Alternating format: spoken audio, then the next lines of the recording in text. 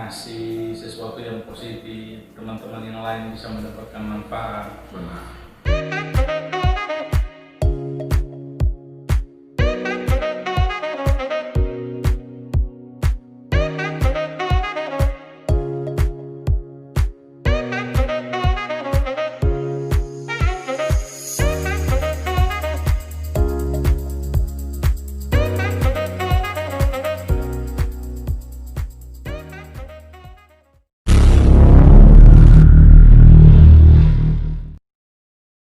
Jadi untuk senior-senior yang merasa diri harus dihormati, harus dihargai, ya bisa, tapi ya jangan ada di taraf yang berlebihan. Ya kan? Ya. Karena kalau untuk statement yang namanya hormat menghormati, ya itu pasti Harus. itu wajib Ya. untuk semua orang, bukan hanya senior. Terus apalagi kira-kira yang bisa di-sharingkan ke kawan-kawan yang di luar? Itu masuk dalam kategori duka ya? Ya, Masuk duka. dalam kategori ya. Tapi senioritas ini masuk dalam kategori duka dan masuk dalam kategori suka juga. Ya. Karena ada senioritas yang memberi manfaat bagi musisi-musisi pendatang baru.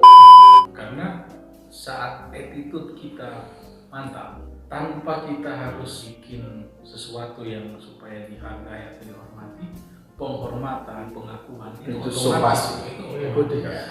Itu otomatis. Tapi kalau yang agak rese dan itu yang agak repot sih.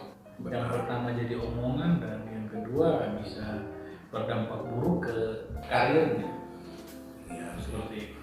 Karena untuk masalah skill, saya sempat membaca story dari salah satu musisi di Indonesia.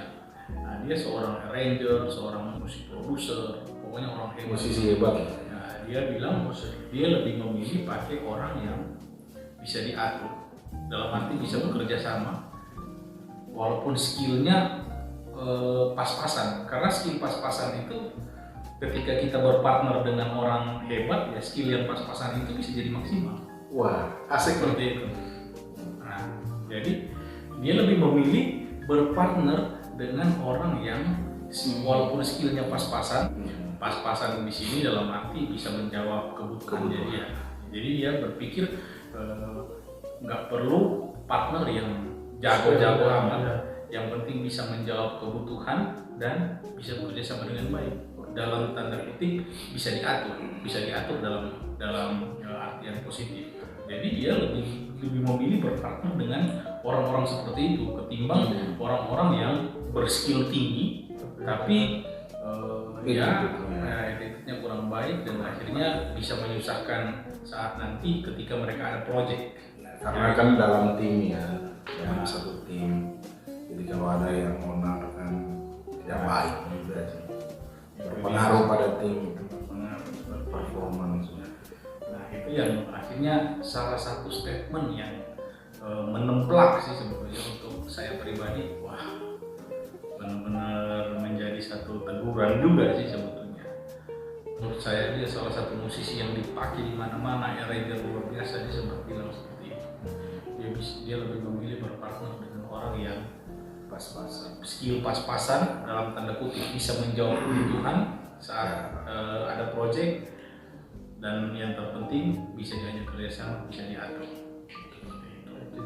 Itu sih attitude. Makanya saya akhirnya punya satu prinsip, kalau attitude bermusik, menghargai panggung, menghargai job yang diberikan, itu sangat-sangat penting. Nah, menghargai job ini salah satunya yang sering saya sharing ke kawan-kawan adalah dengan disiplin waktu, on time. Yang kedua,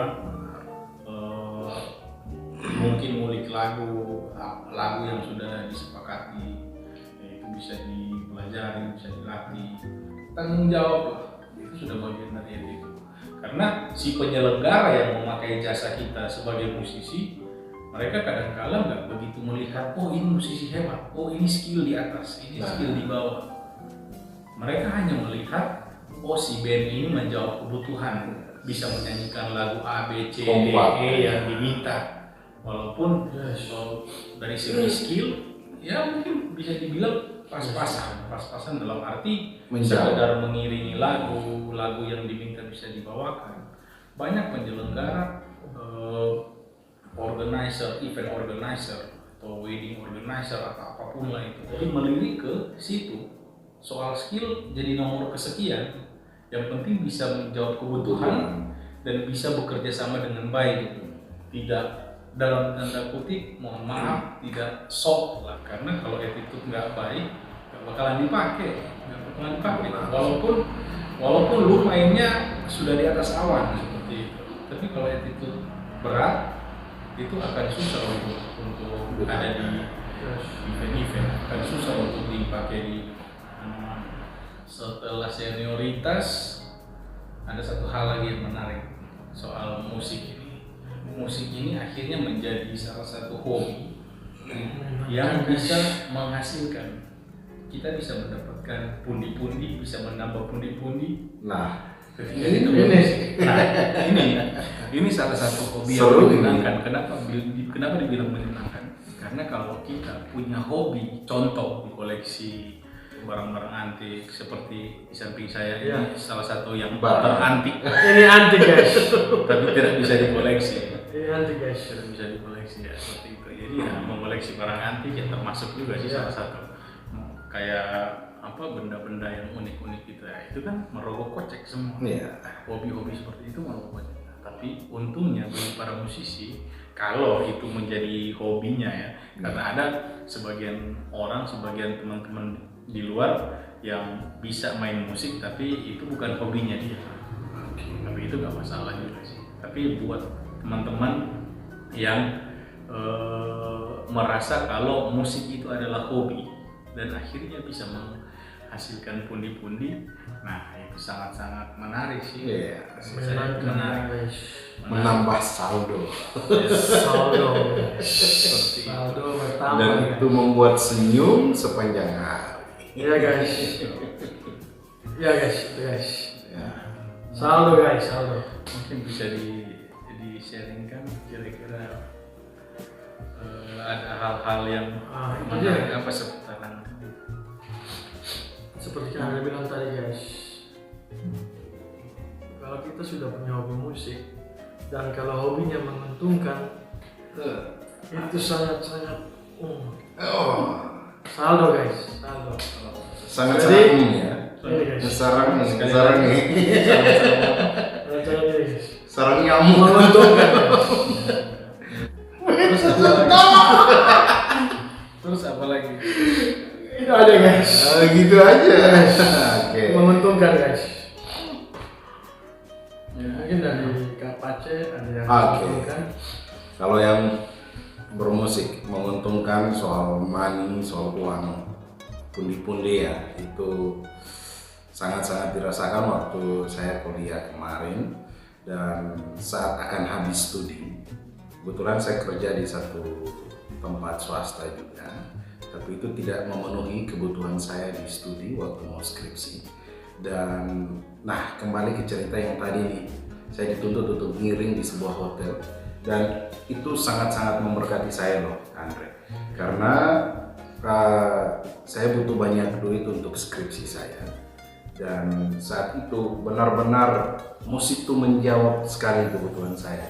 Akhirnya saya dapat pundi-pundi, dari situ saya bisa menutupi kekurangan-kekurangan saya di skripsi saya, terkhusus untuk keuangan, harus ngurus ini, dan akhirnya semua di backup dengan baik. Dan wah, saya langsung merasa musik ini kalau ditekuni benar-benar bermanfaat dan mendatangkan pundi-pundi yang bermanfaat untuk masa kini maupun masa depan kalau kita rajin nabung.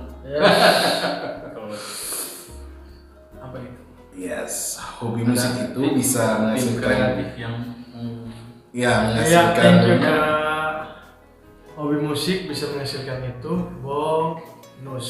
ya, Hobi musik itu menghasilkan nah, itu yang bonus. menarik di obrolan kita malam hari ini, kita punya tim kreatif yang kayak di TV-TV gitu, kasih tulisan dari balik kamera, tapi yang agak menjadi dukanya saya nggak bisa baca. Belum cocok untuk menjadi artis kan? Saat tim kreatif ngangkat ini ada tulisan ini harus ngomong ini, nah Mesti kartun Kak. ya, ketika bisa menghasilkan itu bonus. Karena banyak sekali hobi yang bukan menghasilkan tapi malah Menghabiskan. kocek dan Menghabiskan kita kan. bisa iya, dompet bisa blunder. Tapi setuju sama statement yang tadi. Hobi yang menghasilkan, tapi itu bonus ya. Menghasilkan itu bonus gitu. Menghasilkan itu bonus. Saya setuju dengan statement itu karena waktu kita bermain musik, kemudian kita puas dengan permainan kita, itu seperti sesuatu yang tidak bisa dibayar. Iya. Iya. Dan itu memuaskan, jadi wah pulang tuh senyum terus, rasa sukacita. Pulang walaupun gerimis-gerimis bawa motor, alat di belakang, tapi wih angin datang ajar lagi Sambar kita kan. wah kita senyum terus sampai rumah pilih kamar. Tapi sampai pilek-pilek. very happy ya, sangat-sangat sukacita. Iya itu karena makanya saya setuju sama Kalau Steve.